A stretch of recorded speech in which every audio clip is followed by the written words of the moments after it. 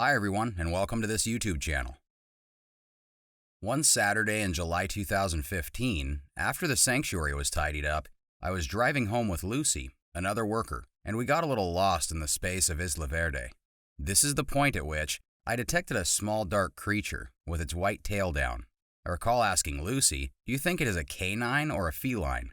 We went to one side and halted the vehicle to have a better look. We saw a filthy little canine in a high-level phase of pregnancy, with a smooth tail, who was strolling along the street sufficiently lengthy until the vehicles had passed, so she could then go across the road and see if there was any food in the junk, close to the Llorens Torres Caserio, the biggest lodging project in Puerto Rico for certain problematic regions. I felt that she is knowledgeable going across the road so cautiously. I suppose you must be savvy to make do on the streets when you are, a canine. We attempted to move toward her, yet she would rapidly stow away. She had her spot in the neglected house before the ventures. The house had locked doors, so we could not enter. A neighbor let us know that the proprietor comes perhaps one time each week. We left some dry canine food close to the entryway, and I got my telephone. No one had called. Lucy and I continued to beware of the canine, yet she wouldn't allow us to draw near her. We told Audrey, ADLA asylum chief, and my legend, about this destitute pregnant canine, and one evening the three of us, Audrey, Lucy, and I, outfitted with a great net to toss over her, went to get the canine. However, the canine would have instead not left. Audrey, Lucy, and I endured 2 hours of attempting to trap this exceptionally obstinate canine, who was snarling, going on the defensive, fiercely yapping at each endeavor we made to move towards her. This was a canine who was in a high-level phase of pregnancy, yet that didn't keep her from taking off and going through the restricted spaces between the wall, starting with one house and then on to the next. So we were unable to get her. The neighbor who was painting his home engaged in the pursuit, and thus did the kids from the Caserio. We nearly surrendered. It was so hot out. I insisted on her rescue, though. Finally, Lucy skillfully threw the net over the dog. The canine was caught. She was canvassed in white paint from the paintbrush the neighbor chose to use to prevent the puppy from taking off, which was benevolent if somewhat messy. Audrey decided to name the canine after me, Ella. We took Ella for a vet assessment and found out that on top of the lack of healthy sustenance and her broken and bald tail, she had demodectic mange, sarcoptic mange, anaplasmosis, ehrlichiosis, and just plain horrible heartworm illness. We likewise saw her chomp was somewhat slanted, presumably brought about by being kicked hard in the jaw.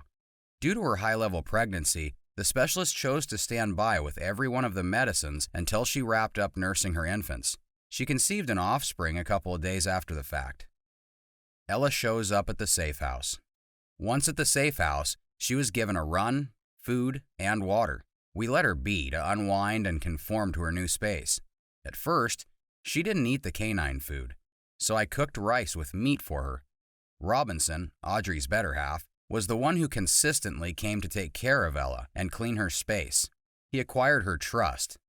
In any case, not Audrey, not Lucy, and not me, we feared Ella's chomp, as she snarled at us and would get defensive. On Friday, August 7th, 2015, Ella brought forth 5 puppies. Ella's skin issues declined during nursing, and she lost most of her hair. Following a month and a half with her little guys, when they were sufficiently large to be isolated from their mother, we had the option to begin her on medicines for her various medical conditions. On one occasion, I was showering Ella in the arrangement of sulfur and lime for the sarcoptic mange, and one of the workers said, "She looks somewhat like a chupacabra." It's valid. She didn't check that break. I recollected when I took her to the vet for immunizations and skin medicines. She referenced 2 times that I could put the canine down. I couldn't trust it. It drove me crazy. If I get a puppy from the road and carry her to the specialist, it's because she wants clinical assistance. It isn't to euthanize her. It is to fix her. How didn't she even notice it? As a haven canine, Ella was at first bashful with individuals. She outright had no faith in them and didn't need them moving toward her. Be that as it may, she cherishes canines. The more significant, the better. She was the leading little canine out with the enormous ones, and the scariest, savagely watching the haven and her canine companions. Audrey would agree. Ella demands she is a major canine. Envision somebody will become hopelessly enamored with Ella one day and let her rest on their bed. Ella's pups. Ella brought 5 puppies: Charlie, Nala, Bongo, Kimba, and Kaisi. After a month and a half of being taken care of by their mother, they were moved to a different space. A little child support Audrey put close to her kitchen. They all had a few skin issues and worms, which is typical for little guys, and Audrey was dealing with them with every one of the assets she had. One Saturday morning, my companion Amanda went with us for the tidy-up. It was her most memorable time.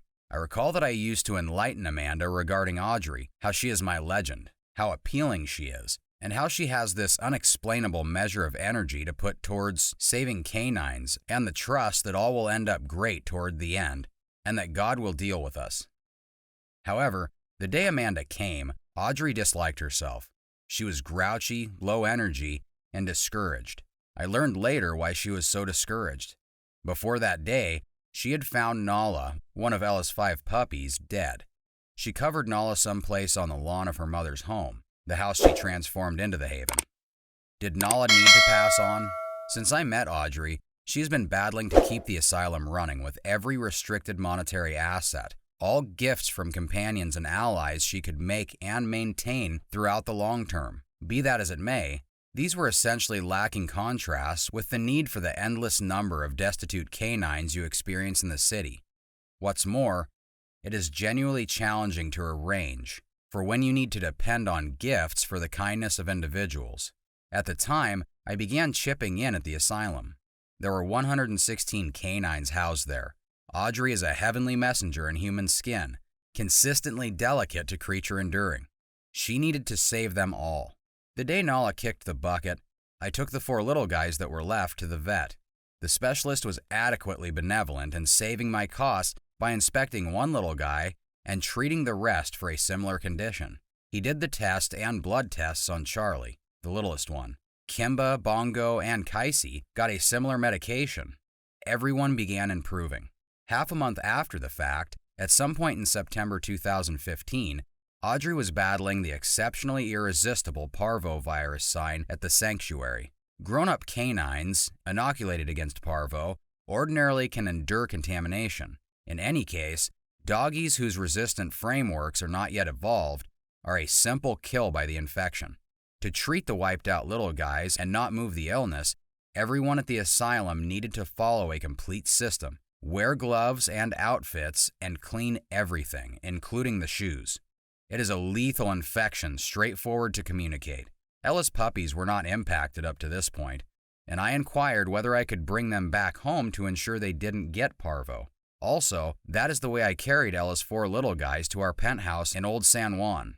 They were a lot of work, and yet a genuine pack of satisfaction. Ella's puppies remained with me until the infection at Haven was halted, and it was protected to bring them back.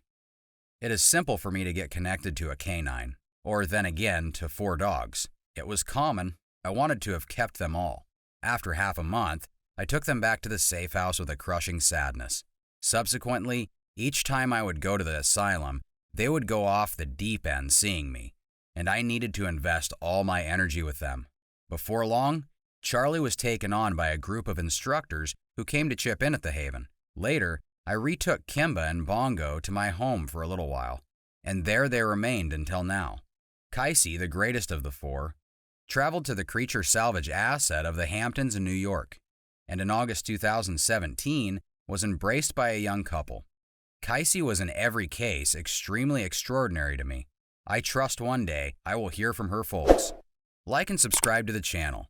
Give a comment in case of any questions and confusions, and also click on the bell icon.